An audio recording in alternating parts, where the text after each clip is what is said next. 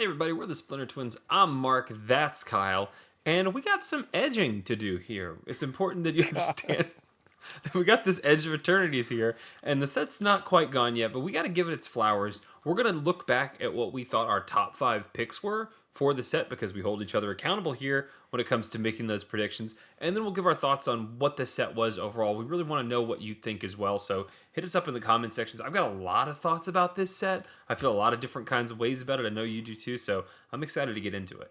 Yes, but this is how you know you can trust our picks for every set because we don't just forget them. No. By the power invested in us as being identical brothers, we talk shit to each other. So Yes, true. let's go through editing magic. We'll turn ourselves into tiny heads. God, that gives me a headache every time. I know. All right, Okay. before we get to our Edge of Eternities picks, any more, what on this chart needs to go up, what needs to go down? I would like to make a case to move Sephiroth, Fabled Soldier, into Seize Some Play. Yes, I've gone through, and we'll talk about this for the Edge of Eternities results, but I've looked at MTG Melee results, and I think that is warranted. It sees just a bitty play at the regional championships, but some spotlight people are out here brewing with Sephiroth, so I think it's totally valid to bump that up a notch. Combine that with the just overwhelming amount you're going to, well, not overwhelming, but you see this card a lot on the arena. It clearly has an impact in various metas, and people are playing with this card. It is not just an edge case one of sideboard. There are people building multiple decks around Sephiroth. I've got 3 that I want to send up and 1 that I want to send down, actually. Okay, So let's start with the ups. We'll start with the ups. I think it's easy to say that Ugin deserves to go up. We're seeing this card appear more and more. Ugin, Eye of the Storm, sees some play. It's represented in the tournaments. It's also got some space in the regional championships.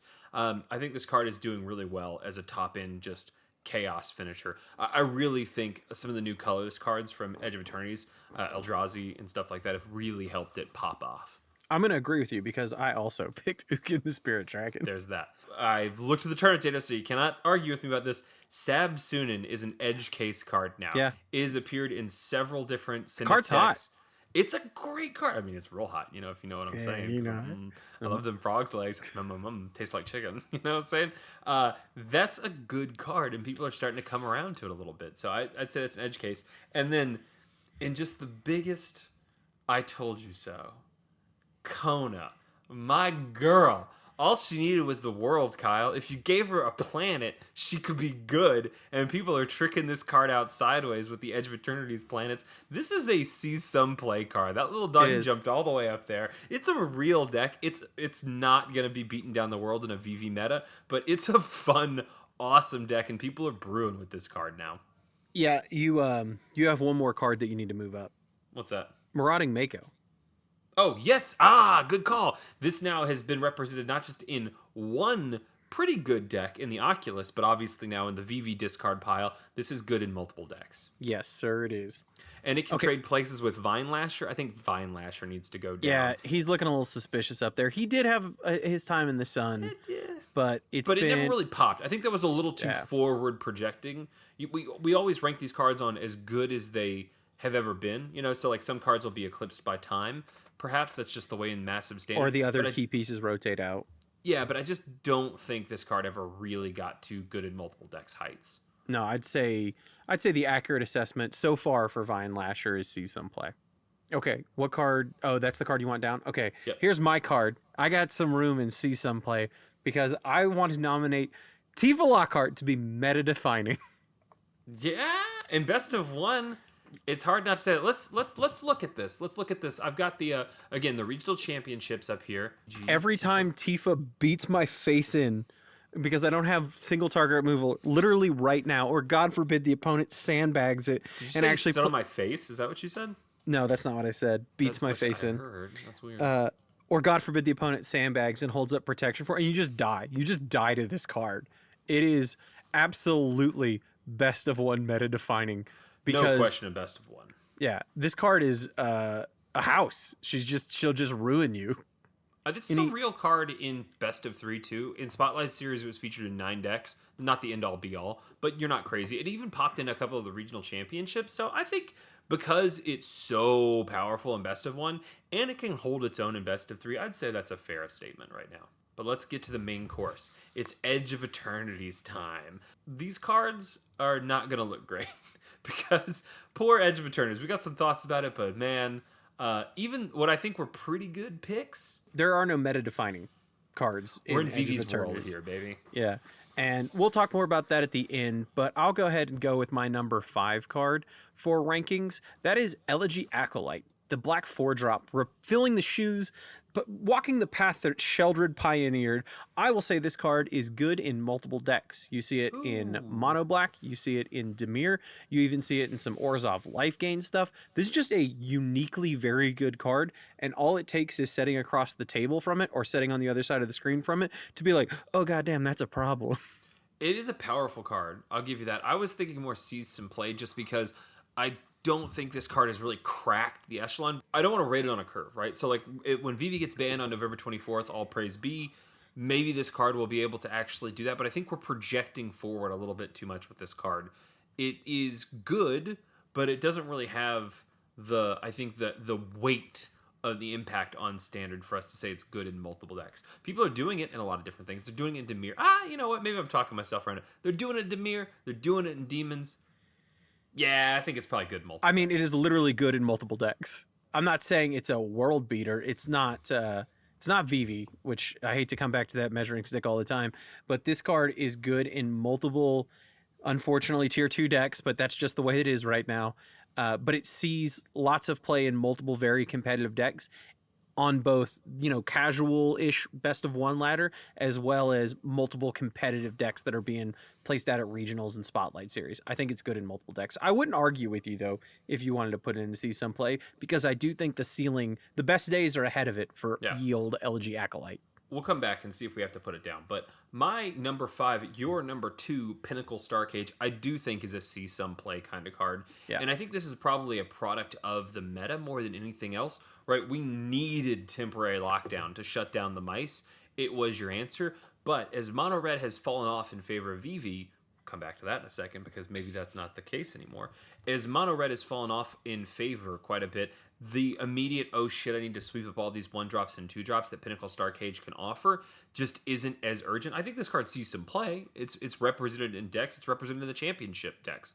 But it's not really where people are at right now in a limited feel. Though, as much as Vivi popped off in the last tournament there down in Florida, Mono Red did take it down, so maybe Mono Red's on the menu. Maybe that's on the rise, and Pinnacle Starcage will be more in demand as a response. For the most part, at least speaking for the latter, I haven't looked through all the specific deck list that you're talking about for Melee, but this card is really a staple of the Simulacrum Synthesizer deck.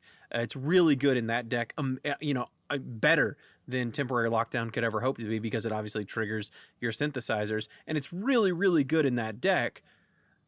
But that's kind of all it's doing right now. It's tricky in that deck, though, too, because you got to be careful. It's going to sweep up everything, right? It yeah, could take but away your artifacts. And it will take away your things, but you can arrange the trigger such that it sweeps the board and then generates new things. So sometimes that's just worth it. Yeah, you might just need that to get you back in there, right? So swing in with your big old boys. Maybe they block, maybe they chump with their big thing. I don't know. You're going to sweep it all up anyway. My number 4 card, I simply refuse to let you put in LOL bad. It's a crime. No, it's a crime against the meta that this card does not see some play. I think it's an edge case card. It's an edge case card. But that is weapons manufacturing, everybody. What a fun card. It's so good. And the video that we did the best, and granted, we're like a tiny YouTube channel. There's probably like 2 people and our mom watching this right now. But the video that we did the best, that got thousands of views, was the weapons manufacturing because I figured it out. I never figure anything out. This is a Phantom Train card. Being able to power up choo-choo the Phantom Train and sack all your tokens, disgusting. Forget the Rattlesnake. I kept cutting Rattlesnake. It's all about the Phantom Train. And weapons manufacturing is such a fun card. It's so unique. But you just get your socks blown off when you come up in like the top tier most competitive decks. I still believe in this card. I still really believe in this card. And I don't know if it'll ever be A tier, but I think this could get to be B tier. My number 4 card is a very good card, Cosmogrand Zenith. This is a pretty powerful effect, and it's popped off quite a bit. It's just rewarding you for doing the thing, I'm kind of interested to see what you think. Is this a see some play card, or is this a good in multiple decks card because it only saw 4 in the 105 decks that were featured in regional championships since Edge of Eternity came out. So like that's not a lot. I would probably say see some play right now, but I think it's a very powerful card, and I expect in a more open meta, this card could be a 3-drop of choice. Mark, this card's meta defining in limited. What? Yeah, I was gonna say what? No, No, limited. it's Limited hurts. oh, it Hurts. sees some play, but I think its best days are ahead of it. I like this card a lot. I think it's quite powerful. Any card that just rewards you for doing what you wanted to do anyway, right? Top end of a tempo deck right here. We've seen this appear in multiple decks, and it's good in those decks, right? It just doesn't really have the resume, the bona fides to be up in that top part of the chart here. My number 3 pick was a trap, Mark, because I got you to move Sephiroth up, because now we have to put Umbral Caller Zealot where Sephiroth goes. An edge case? No, it got moved up, didn't it? We moved Sephiroth to see some play. I think you could maybe talk me into Umbral Caller Zealot. What deck is playing Sephiroth and is not playing Umbral Caller Zealot? I can tell you that Sephiroth was featured in like 10 decks in the Spotlight series, and this was featured in like 1. Yeah, all right, fine. People aren't playing this card, bro. All right. It's probably going in edge cases. It's really fun, though. Unlimited sack outlet. Card. That's not white. That's dope. That's really dope. I mean, I think it is a very good card. It's great in weapons manufacturing, and like the problem is it's just not in a good deck. That's your problem. Yeah, that might be a bit of a limiting factor there, but it's a really cool card. And one day I'll stop picking sacrifice cards. Oh, I didn't pick any. I didn't pick any in Spider-Man. No sacrifice cards in Spider-Man. Oh, that's true. Well, I was gonna say one day I'll stop picking sweepers, but no, that's not true. I won't, because I did one in Spider-Man, and I did one here. Man, Beyond the Quiet is not seeing the love that I thought it would. Bad. I would say LOL bad. This featured in no regional championship decks. It did feature in 5 Spotlight series, for what that's worth.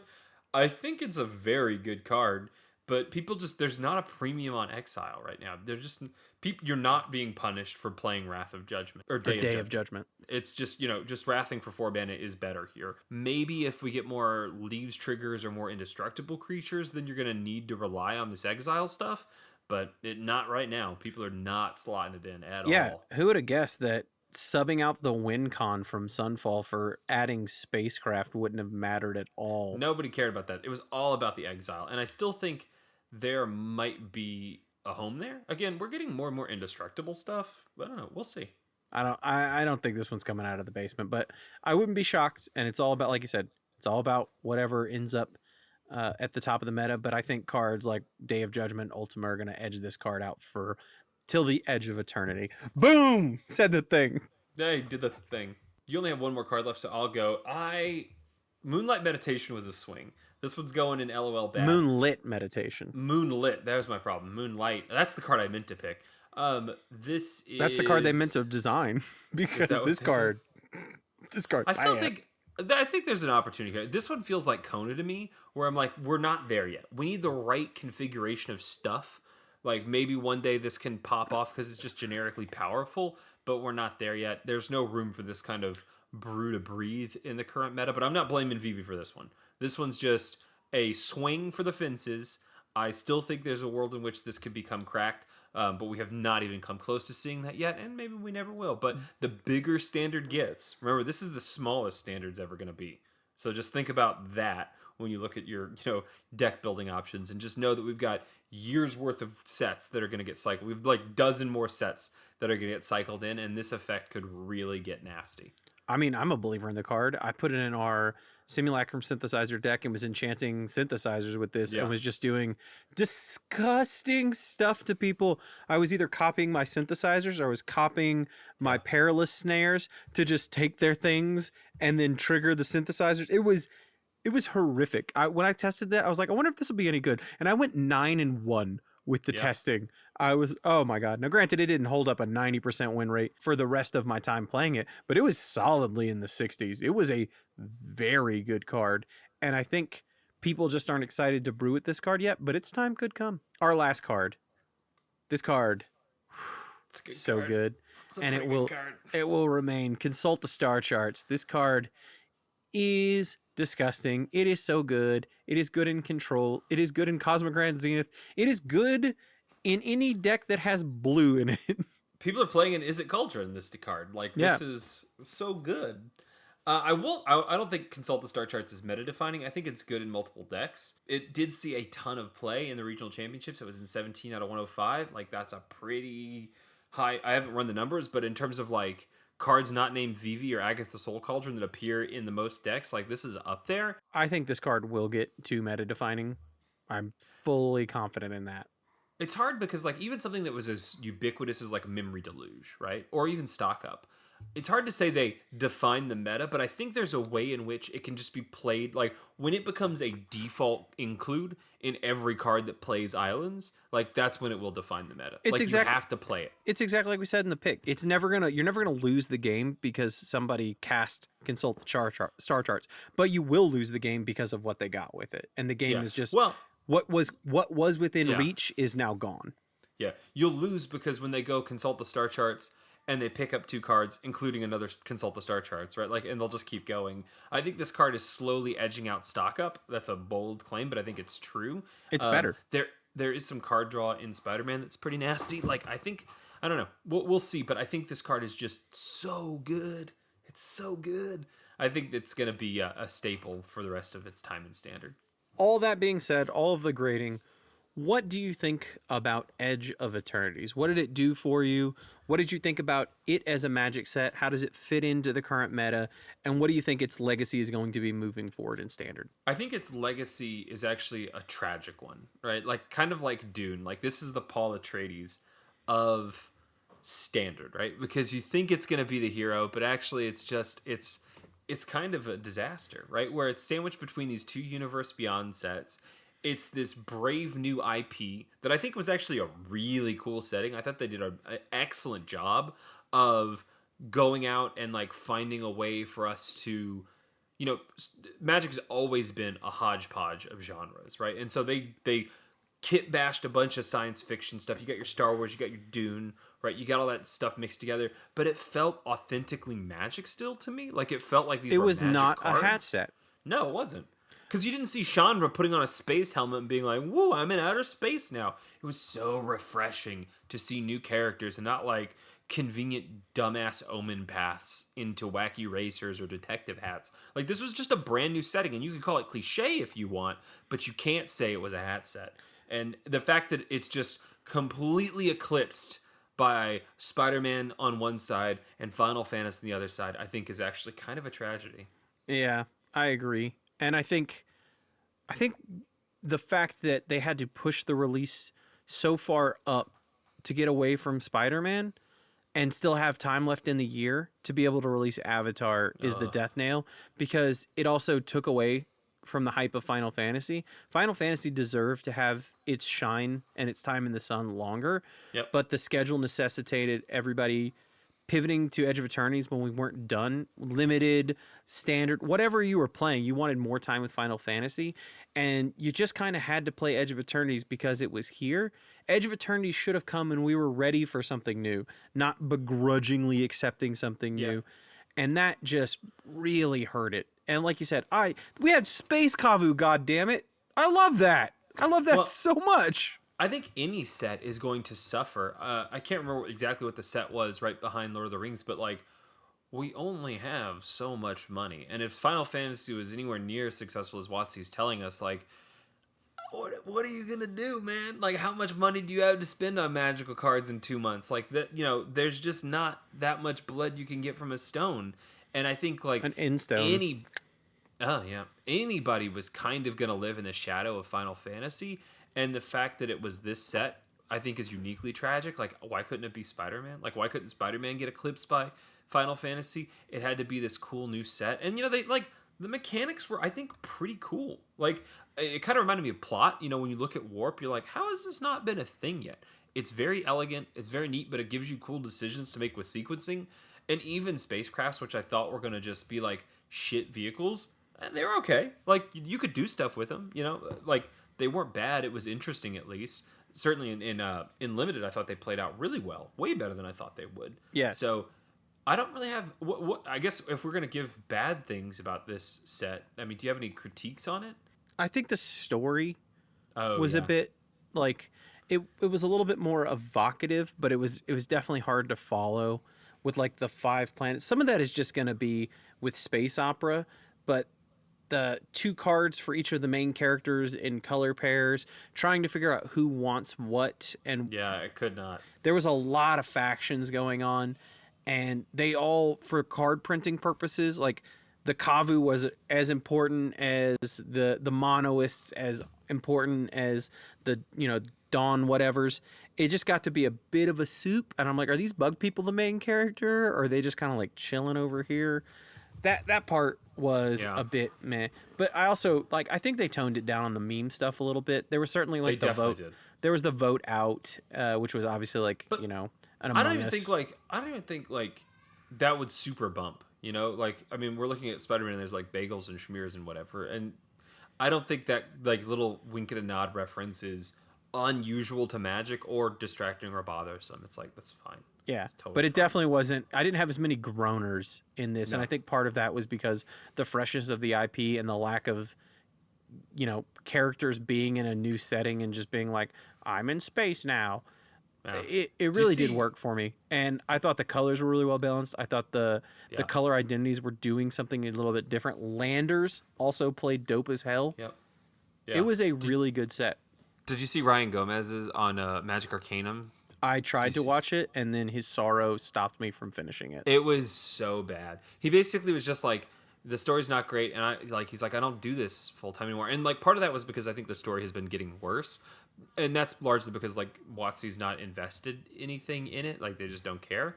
But then also you think like, yeah, that's it for Magic this year. We're just done now. There's 2 more sets coming out, but I got nothing for you in terms of characters or stories or whatever. Like Ryan Gomez or anybody who does Magic lore isn't going to sit down and be like, here's the story of Spider-Man. Yeah, like Here's the that's story nothing. of Avatar: It's The Last Airbender. Yeah, it's not a thing that can happen, and so it's just like, and I we'll talk about this with Spider-Man, but I think like it's such an interesting 2 sides of the story to see everyone just sort of like, I think the moans are finally catching up here, and it's all falling on Spider-Man. We'll talk about that in our next video, but like I think the sort of like disappointment around Edge of Eternities kind of precipitates that, right? The abbreviated schedule, all these things sort of like with the universe within not hitting and then just being force fed like Avatar and Spider-Man has caused this just collapse. I honestly feel like go watch, like you can look at like Paul Cheon's draft videos or Dev over there at SBMTG, like even CGB, like views are down, man, for Edge of Eternities. And I don't think like that's because people are mad at Edge of Eternities. I think they're just mad at Magic. Yeah, the final thing I'll say is it would be different if the set was a failure. Like if this was Aether Drift, I'd be like, good, Yeah. bring in Spider-Man. Like I don't want to do this anymore. But the potential of Aether Drift and the execution in both design and the potential of the world building and story just makes me disappointed and makes me a little apathetic. Yeah. And I would say that is the worst thing you could have a customer base be. Yeah. So that's kind of a downer, but that is an honest reflection of how we feel right now. I think Edge of Eternity's cool cards, cool set, cool everything, just kind of failed, honestly, by its creators from the start. From day 1 to day Spider-Man, this weird, perfect example of like the potential that could be if you just gave a shit about universes within, but then also kind of like, hey man, will someone think of the shareholders?